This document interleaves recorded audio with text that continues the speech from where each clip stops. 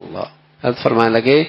اگر تم باوضو رہو گے اور تقوی اختیار کرو گے اور تو یہ نیت بھی کر لیا کرو اے اللہ اس کا آخرت کا اجر و ثواب بھی عطا فرما اور دنیا میں جو اس کا نفع ہے رزق کی تنگی سے نجات اللہ مجھے وہ بھی نصیب فرما.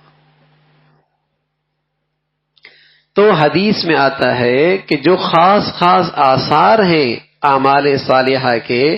جن کا ظہور دنیا میں ہوتا ہے عمل کرتے ہوئے اس کا بھی دھیان رکھا جائے تاکہ پھر اس کا ظہور ہو. عام طور پر جن لوگوں کو یہ آثار حاصل نہیں ہوتے اکثر اس کی وجہ یہ ہوتی ہے کہ ان کی نیت ان آثار کی نہیں ہوتی. مثلا نماز ہے نماز کا ایک خاص اثر ہے کیا ان الصلاۃ تنہی عن الفحشاء والمنکر. ویسے تو نماز پڑھ لی اس کا اجر و ثواب آخرت میں ملے گا لیکن دنیا میں اس کا اثر کیا ظاہر ہوتا ہے کہ جہاں نماز ہوتی ہے وہاں بے حیائی نہیں ہوتی وہاں گناہ نہیں رہتا. تو بشرطیہ کہ یہ اثر اسے نصیب ہوگا اور نماز کی یہ برکت اسے نصیب ہوگی جو نماز پڑھتی ہوئی ہے اس کی نیت بھی کرے کہ اللہ مجھے یہ نصیب فرما دے اللہ مجھے بے حیائی سے دور کر دے اللہ مجھے گناہ سے دور کر. اگر یہ نیت کرے گا پھر دیکھیے نماز کا یہ اثر ظاہر ہوتا ہے نہیں ہوتا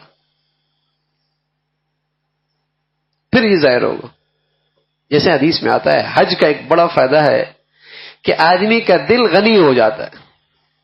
آدمی کا دل غنی ہو جاتا ہے بغیر مال کے مالدار ہو جاتا ہے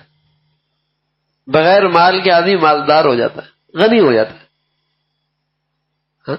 لیکن یہ حج کا فائدہ تو اصل آخرت کا ثواب ہے لیکن یہ ثمرہ بھی اسے دنیا میں مل جائے شرط یہ کہ نیت بھی کرے کہ اللہ مجھے دل کا غنا چاہیے پھر ملے گا. زکوٰۃ کا اصل فائدہ تو یہ ہے کہ اس سے آخرت بنتی ہے اجر و ثواب ملتا ہے لیکن دنیا میں بھی اس کا ایک اثر ہے حسنوا اموالکم بالزکاۃ زکوٰۃ دینے سے تمہارے مال محفوظ ہو جاتے ہیں. تو زکوٰۃ دیتے ہوئے یہ نیت کر لے کہ اللہ کرے میرا مال محفوظ ہو جائے اس کا اثر ظاہر ہوگا. تو اعمال صالحہ کی کچھ خاصیات ایسی ہیں جن کا ظہور دنیا میں ہوتا ہے لیکن وہ ہم مل جائیں تو عمل کرتے ہوئے اس کی نیت بھی ضروری اس کا استحضار بھی ضروری پھر اس کے اثرات ظاہر ہوتے ہیں.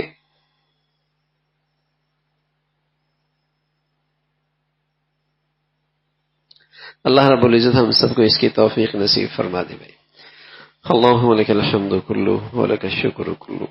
اللہم لک الحمد کلہ ولک الشکر کلہ